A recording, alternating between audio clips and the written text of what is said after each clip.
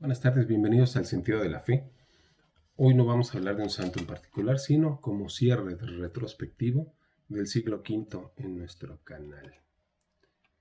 La próxima semana, este es anticipo, voy a hablar de otras cuantas herejías. Espero que sean por lo menos 6 de las 108 que tenía preparadas. Y continuamos después la próxima, bueno, de esta la siguiente, la vida de los santos, el siglo VI. Comenzamos. El siglo V de nuestra era se yergue en la historia de la humanidad como un siglo de colapso y nueva construcción, un punto de inflexión donde la inmensa fragilidad de las estructuras políticas y militares del Imperio Romano, creo que está chueco, el Imperio Romano de Occidente, contrastó vigorosamente con la fortaleza metafísica y organizativa de la Iglesia. No fue un tiempo de declive para la fe, sino de gestación. A medida que las legiones se retiraban y las ciudades caían bajo el peso de las migraciones germánicas, la única institución que ofrecía sentido, orden y esperanza era la sede de Pedro y sus obispados subsidiarios. La crisis histórica se convirtió así en la materia prima para una nueva época de santidad. Este video analiza y ha abarcado la vida de 21 santos cruciales del siglo V. A través de sus carismas y luchas hemos identificado con precisión el modo en que la providencia divina respondió a la multifacética crisis de la época a través de vocaciones concretas y diversificadas. El objetivo de esta retrospectiva es destilar el legado común de esta generación de constructores. Sus vidas, aunque distintas en geografía y misión, se articulan alrededor de 4 ejes temáticos que constituyen el plan divino de la época. Estas son la consolidación doctrinal frente a las herejías cristológicas, defensa de Éfeso y Calcedonia, expansión monástica en Occidente y Oriente, Lenin Montecasino como polos de ortodoxia y cultura, y la transmisión de la cultura clásica, donde los monasterios devienen archivos de la civilización, y la evangelización de los pueblos bárbaros, preparando el terreno para la futura Europa cristiana. Sus vidas confirman que la santidad es siempre la respuesta más efectiva a la historia. El telón de fondo del siglo V está definido por 2 eventos simultáneos e interdependientes: la desintegración política en Occidente y la cristalización teológica en Oriente. La caída de Roma, tanto simbólica, saqueo del 410, como definitiva, deposición de Rómulo Augusto en 476, obligó a la Iglesia a asumir responsabilidades de liderazgo cívico, administrativo y crucialmente cultural. Sin embargo, antes de poder guiar a los nuevos pueblos, la Iglesia debía asegurar la pureza de su mensaje fundamental. El primer gran desafío vocacional fue la defensa de la identidad de Cristo. Las controversias cristológicas no eran meros debates académicos, afectaban la esencia de la salvación. O sea, no es como los protestantes que vienen y comentan y nada más están peleando. En el inicio del siglo, la voz cada vez más fuerte de San Cirilo de Alejandría, en el concilio de Éfeso 431, Cirilo defendió con rigor la unidad hipostática de Cristo y el título de Theotokos, Madre de Dios. Este título, más que mariológico, es cristológico. Asegura que el nacido de María es verdaderamente Dios. El trabajo de Cirilo fue una barrera esencial contra la fragmentación de la fe, sosteniendo la razón teológica necesaria para la evangelización. Una generación después, esta batalla se intensificó con el surgimiento del monofisismo que negaba la unidad completa de Cristo. La respuesta vino desde Roma con San León Magno. Su tomo a Flaviano es la formulación más clara de la doctrina de las dos naturalezas unidas sin confusión ni separación en una sola persona. Esta definición, aceptada en el Concilio de Calcedonia, proporcionó la plataforma teológica que la Iglesia necesitaría para relacionarse con los nuevos reinos. La firmeza de San León Magno, unida a la predicación pastoral de Pedro Crisólogo en la capital imperial de la Ravenna, garantizó que la defensa doctrinal se tradujera en una fe vital y accesible para el pueblo fiel, incluso bajo la sombra del colapso político. La vocación del pastor y la del teólogo se fusionaron para preservar el depósito de la fe. Vida de los santos, monacato, cultura y misión. Asegurada la ortodoxia, el siglo V se volcó a la acción práctica. La providencia levantó modelos de vida ascética y centros de irradiación cultural que funcionaron como arcas de salvación en el diluvio de las invasiones. Los cimientos de la nueva sociedad. El monacato occidental se convirtió en el motor de la reconstrucción social. El sur de la Galia fue su primer gran laboratorio. San Honorato de Arles fundó el monasterio de Leins. Ahí se convirtió en un semillero de obispos, teólogos y líderes. Desde allí se formó San Hilario de Arles, cuyo celo pastoral demostró que la ascesis no era un escape, sino una preparación para el servicio episcopal más exigente. San Vicente de Lérins, con su comunitorium, articuló una regla esencial para el desarrollo orgánico de la doctrina. La fe debe ser creída por lo que se ha creído en todas partes, siempre y por todos. Influencia oriental, impulsada por San Juan Casiano, con sus conferencias, dotó a Occidente de una espiritualidad práctica y equilibrada. Esta tradición centrada en el binomio ora et labora, ora y trabaja, encontró su codificación definitiva en la regla de San Benito de Nursia que veremos en el siglo siguiente, cuya labor se extiende a los inicios del siglo VI, pero cuya raíz está firmemente anclada en la necesidad del orden del siglo V. Este monacato se convirtió en la columna vertebral de la sociedad, un modelo de autogestión y orden moral. Paralelamente, el Oriente ofreció un testimonio de la ascesis radical. La vida de San Simeón el Estilita, elevado sobre una columna, fue la demostración dramática de la supremacía de lo divino sobre el caos terreno.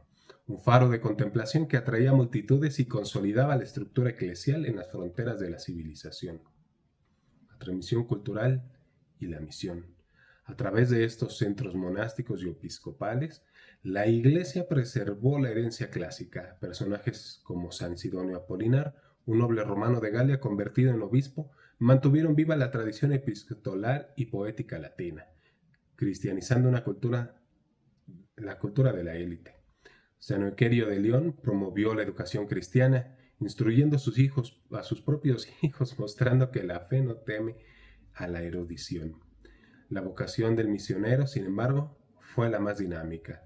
San Mesrop Mashtot, en Armenia, ejecutó un acto de genio cultural al crear el alfabeto armenio, asegurando que la verdad bíblica se encarna en la lengua y la identidad de una nación.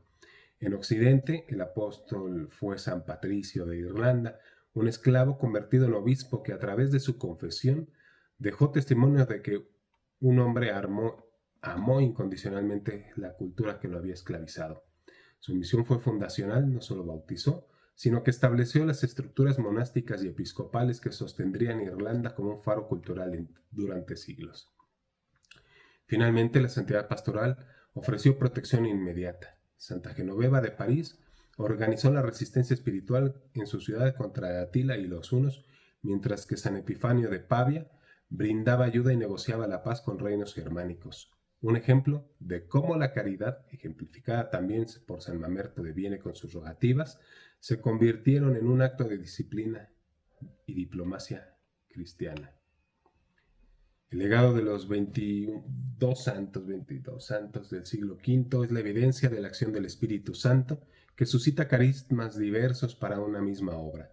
Sus vidas en conjunto son un manifiesto vocacional sobre la respuesta de la fe ante el desorden. La diversidad de llamados ante la necesidad de la Iglesia es impresionante. San León Magno actuó como el obispo jefe de Estado, San Cirilo como obispo teólogo, San Simeón fue el monje símbolo, San Patricio el apóstol fundador. En todos ellos una vocación era el servicio al Logos encarnado. El obispo se convirtió en el administrador de la ciudad, el caso de San Germán de Auxerre, el monje en agricultor y maestro, San Honorato de Arles, el asceta en consejero espiritual con Barzanufio de Gaza, un maestro de discernimiento. En este siglo, la santidad significó responsabilidad y asunción de roles de liderazgo abandonados por el poder secular. La regla como demostración de la razón.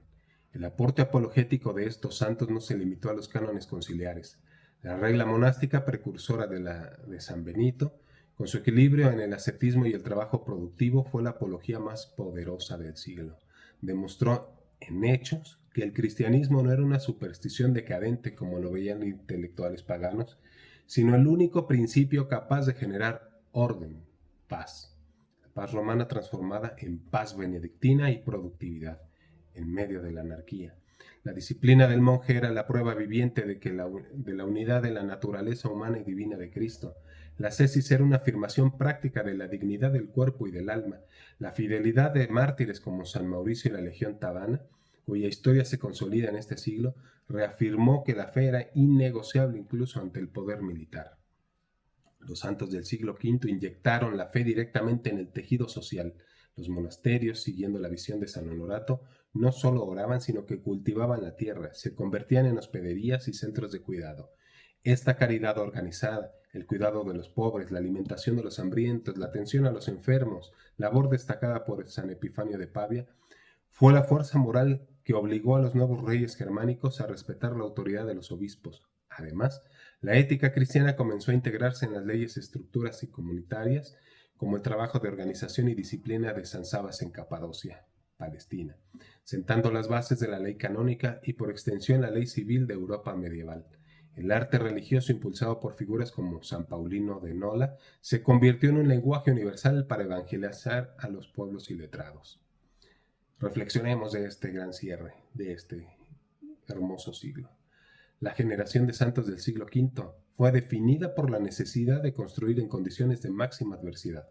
Al contemplar sus vidas, podemos destilar un conjunto de virtudes cardinales que deben inspirar nuestra propia vocación.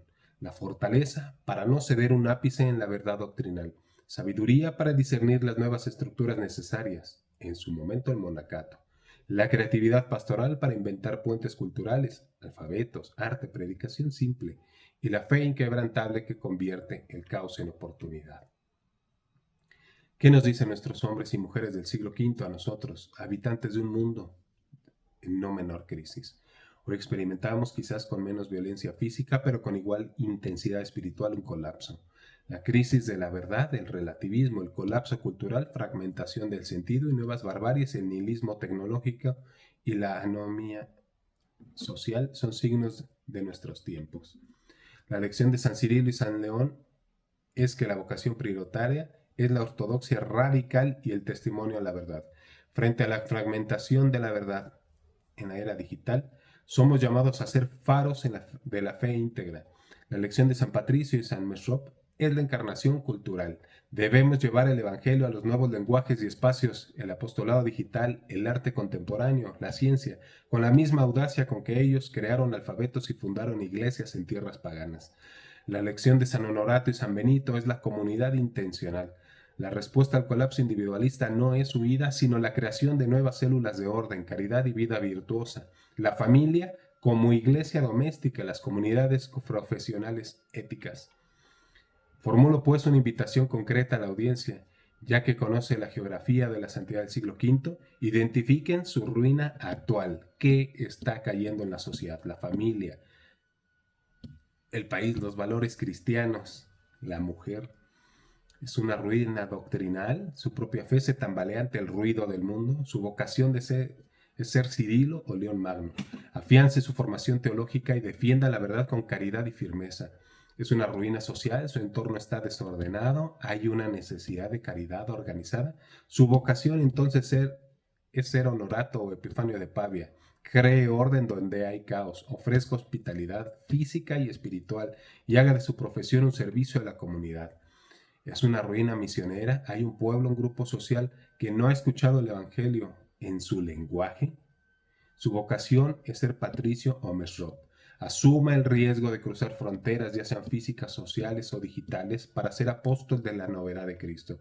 Pregúntese con audacia, ¿dónde me está llamando Dios a ser hoy un constructor como lo fueron ellos? No es necesario ascender una columna como San Simeón, pero sí es vital elegir el centro de nuestra vida y el rigor de nuestra ascesis personal. En conclusión, el siglo V no fue el fin de la civilización, sino un doloroso y fecundo parto que alumbró a la cristiandad. La historia nos enseña que el destino de la humanidad no lo determinan los ejércitos o los imperios, sino la respuesta personal al llamado divino. La santidad individual, vivida en la vocación específica y respondiendo al desafío de la época, es la única fuerza real y perdurable que transforma las épocas de oscuridad en nuevas auroras. Que el espíritu de estos constructores nos inspire a edificar con la misma fe inquebrantable y en comunidad por el cuerpo místico de Cristo. Muchas gracias por llegar hasta aquí. Que Dios nos bendiga y la Santísima Virgen interceda por nosotros.